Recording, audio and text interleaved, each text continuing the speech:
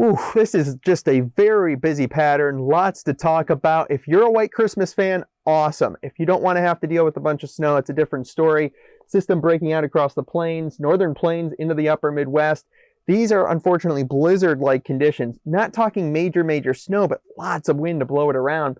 This is the big deal, snowstorm, where 1 to 2 feet will fall across the middle portions of Ontario into Quebec. This system looks pretty nice as well. Severe weather chances down here across the south. Another low pressure system developing here in the Ohio Valley, moving up the western portion of the Appalachians, allowing for cold air on the backside of this system and plenty of moisture to really start organizing this system and allowing for a stripe to snow. Could it happen here? Could it happen here? Both are possible at this point, but regardless, this general look of this slow-moving system with snow wrapping around the backside and then lake effect off Lake Michigan, and then plus here in the Lake Huron into Lake Erie area. Watch out around the I-90 corridor east of Cleveland to Buffalo.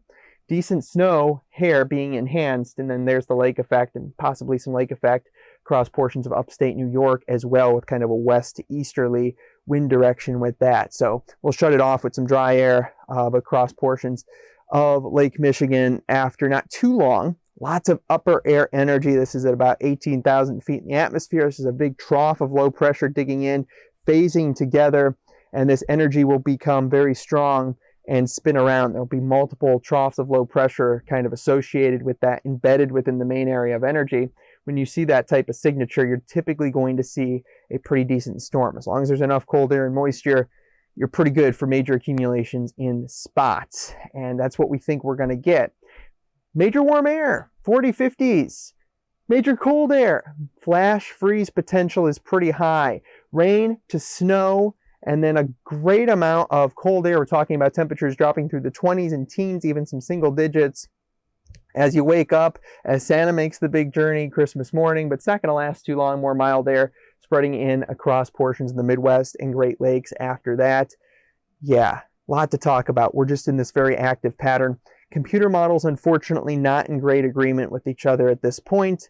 These are just two behind me. I could show you a whole bunch different ones, and you're all going to see a little different idea when it comes to amounts and when it comes to the exact placement.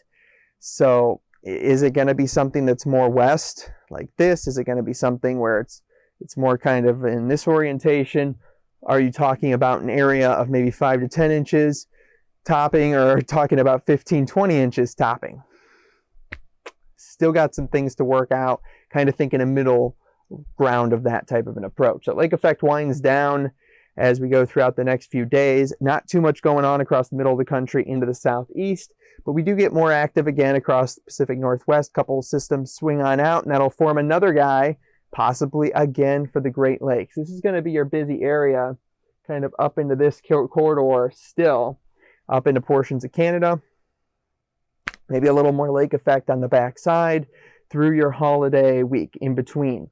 This system develops western portion of the country, especially higher elevations. Could it dip down across portions of the southern plains? Possible, but the model right now is trying to paint it again into portions of the Midwest and Great Lakes. So it's colder and more active, and it's probably going to be that way. We'll have more coverage on this winter blast as we go throughout your Christmas. A very Merry Christmas to you.